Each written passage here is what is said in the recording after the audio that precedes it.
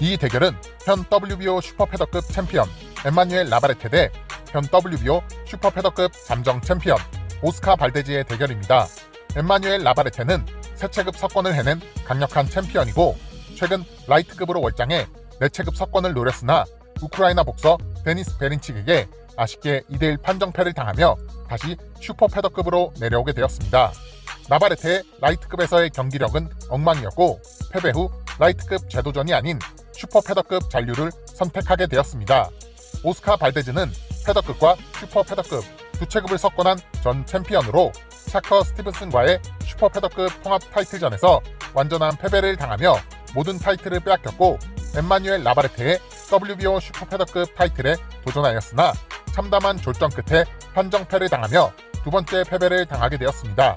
발데즈는 라바레테를 고전시킨 바 있는 리암 윌슨과 복귀전을 치르게 되었고 화끈한 TKO 승리를 거두며 WBO 슈퍼패더급 잠정 챔피언의 자리에 올랐습니다. 그리고 12월 7일 두 선수의 2차전 대결이 벌어지게 됩니다. 보통 리매치의 경우 패자 측에서 전략을 수정해서 나오기 마련인데 발데즈는 그렇지 않았습니다. 항상 단점으로 지적되어 왔던 단순한 공격 패턴, 11자 가드의 양훅 위주의 경기 운영을 그대로 이어나가며 답답한 경기력을 보여주었습니다. 라바레테는 1차전 때와 마찬가지로 앞손 잽으로 거리를 잡은 뒤 인정사정 볼 것 없이 바디와 앞면을 오가는 다채로운 공격 패턴으로 발데즈를 괴롭혔습니다. 발데즈는 라바레테의 깡패 복싱에 속수무책으로 무너져 내렸습니다. 잽이 없는 발데즈는 라바레테의 앞손 잽에서부터 털리며 이어 쏟아지는 변칙적인 공격 패턴에 파괴당했고 1라운드, 4라운드 다운에 이은 6라운드 강력한 레프트 바디샷에 쓰러지며 결국 TKO 패배를 당하게 되었습니다.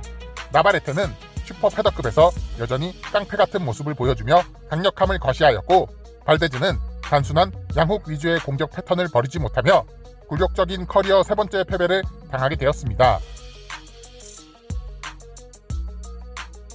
이 대결은 현 WBO 패더급 챔피언 라파엘 에스피노자 대 현 WBO 패더급 랭킹 1위 로베이시 라미레즈의 대결입니다.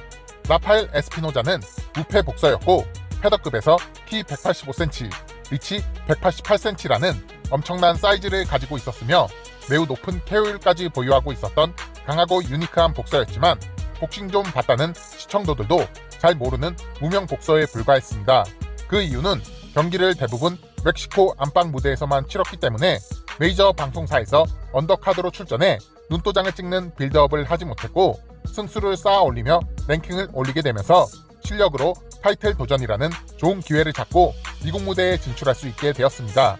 그렇게 라파엘 에스피노자는 올림픽 투타임 챔피언이자 WBO 패더급 챔피언인 로베이시 라미레즈에게 도전하게 됩니다. 로베이시 라미레즈는 쿠바의 올림픽 투타임 챔피언으로 엄청난 주목을 받았던 아마 최강의 복서였고 쿠바를 탈출해 미국으로 넘어온 이후 즉시 탑랭크와 계약을 체결하며 미국 무대에서 프로 커리어를 시작하게 되었습니다. 하지만 데뷔전 무대에서 전적이 4승 2무 2패에 불과한 떡밥 복서 아당 곤잘레스에게 다운까지 당하는 졸전 끝에 끔찍한 패배를 당하게 되었고 이후 연승 행진을 거두긴 했지만 인상적인 경기력을 보여주지 못하며 프로 무대에서 맞지 않는 복서라는 혹평을 받을 때쯤 점점 경기력이 좋아지며 프로 무대에 적응하기 시작하면서 전 챔피언 이삭 독보에를 상대로 완벽한 승리를 거두며 챔피언의 자리에 오르게 됩니다. 로베이시 라미레즈는 시미즈 사토시를 TKO로 꺾으며 물오른 경기력을 보여주었고 패더급 무대에서 가장 강력한 복서라는 평가를 받으며 날개짓을 시작하려 할 때 라파엘 에스피노자라는 무명 복서와 방어전을 치르게 되었습니다. 그리고 이 대결은 기술적으로 우위에 있는 로베이시 라미레즈가 에스피노자에게 한 차례 다운을 뺏어내며 예상대로 라미레즈의 우세로 경기가 진행되었지만 경기가 후반으로 흘러가면서 에스피노자가 강인한 정신력과 거대한 사이즈를 바탕으로 미친 듯한 펀치 폭격을 퍼부으며 라미레즈를 압박해 나갔고 마지막 라운드에는 다운까지 뺏어내며 엄청난 명승부 끝에 에스피노자가 라미레즈를 2대1 판정승으로 꺾고 업셋을 일으키며 챔피언의 자리에 오르게 되었습니다.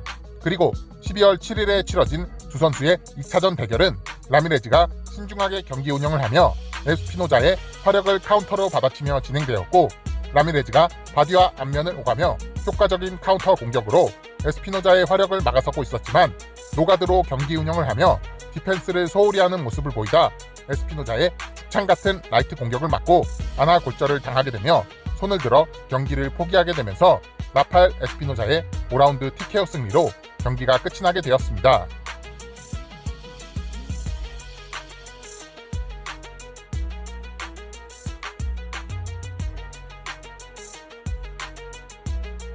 라파엘 에스피노자는 라미레즈와의 리매치에서도 승리를 거두며 패더급에서 위협적인 챔피언으로 자리잡게 되었고, 로베이시 라미레즈는 세 번째 패배를 당하게 되며 패더급 무대에서 또다시 먼 길을 돌아와야 하는 어려운 상황에 놓이게 되었습니다. 이 대결은 현 IBF 슈퍼라이트급 챔피언 리암 파로 대 현 IBF 슈퍼라이트급 랭킹 1위 리차드슨 히친스의 대결입니다.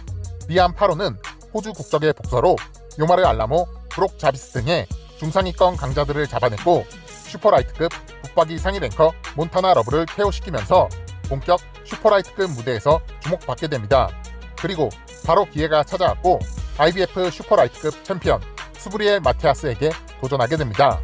수브리엘 마티아스는 21승 1패 21KO라는 승리한 경기에서 모두 KO승을 거둔 엄청난 강펀치를 가진 챔피언이었고, 리암 파로는 이런 마티아스를 상대로 빠른 스피드와 카운터 공격으로 경기를 리드하며 3대0 판정승을 거두며 IBF 슈퍼라이트급 챔피언의 자리에 올랐습니다. 리암 파로는 사우스포의 매우 빠른 스피드와 강인한 체력, 그리고 뛰어난 기술을 가진 아웃복서였고, 또 다른 타입의 슈퍼라이트급 최강의 아웃복서로 불리는 리차드슨 히친스를 만나게 됩니다. 리차드슨 히친스는 메이웨더 이후 미국에서 큰 바람이 불었던 슬릭복싱 스타일을 가진 대표적인 아웃복서로 요마르 알라모, 존 바우자 등의 중상위권 강자들을 꺾었고, 슈퍼라이트급 붙박이 상위 랭커 호세 제페다를 상대로 승리를 거두며 본격 상위권 경쟁을 시작하게 됩니다. 그리고 아르헨티나 국적의 강자 구스타보 다니엘 레모스와의 대결에서 극악으로 지루한 경기 운영과 함께 졸전에 판정 논란까지 발생하며 데빈 헤이니의 뒤를 잇는 비호감 복서로 복싱 팬들에게 나쁜 눈도장을 찍게 돼버립니다. 그 와중에 히친스는 리암 파로의 IBF 슈퍼라이트급 타이틀에 도전하게 될 기회를 얻게 됩니다. 이 대결은 두 선수 모두 슈퍼라이트급에서 5손가락 안에 드는 아웃복서들의 대결이자 지루하고 재미없다는 평가를 나란히 받고 있는 선수들의 대결이었습니다. 그리고 경기는 박진감이 떨어지긴 했지만 당대 최고의 아웃복서들의 대결인 만큼 정교한 수싸움이 볼만했습니다. 리암 파로는 정직한 교과서적인 사우스포 아웃복서였고, 매우 빠른 스피드와 빠른 템포로 인앤아웃을 하는 모습을 보여주었습니다. 리차드슨 히친스는 능구렁이가 벽을 넘어가듯 파로의 템포에 맞춰 스무스한 반격을 하며 슬릭복싱의 대가다운 모습을 보여주었습니다. 그리고 두 선수의 대결은 리치 차이를 무시할 수가 없었고, 히친스가 파로보다 8cm가량 리치에서 우위를 점하고 있었기 때문에 이 8cm의 간격은 히친스에게 조금 더 유리한 부분으로 적용되었습니다. 히친스는 계속해서 파로의 공격을 기다리며 스무스한 반격으로 대응했고, 파로는 먼저 성공을 해야 한다는 불리함과 리치에서의 부족함을 미친듯이 부지런한 움직임으로 메꾸려 했고, 경기 종료의 부저가 울리기 직전까지 번개 같은 빠른 수싸움이 계속해서 이어지며 경기 결과는 판정단의 손에 맡기게 되었습니다. 경기 결과는 리차드슨 히친스의 2대1 판정승, 히친스는 리암 파로를 꺾고 IBF 슈퍼라이트급 챔피언의 자리에 올랐습니다. 그리고 이 대결에서 파로에게 117대 110의 점수를 주었던 심판은 현재 많은 비난을 받고 있습니다. 이 대결은 히친스의 무난한 만장일치 판정승으로 보였고, 파로에게 높은 점수를 준 심판은 비난을 받을 수밖에 없는 상황에 놓이게 되었습니다. 아무튼 이번 히친스의 슈퍼라이트급 왕자 등극으로 라이트급과 슈퍼라이트급에 새로운 바람이 불 것으로 예상되고 있습니다.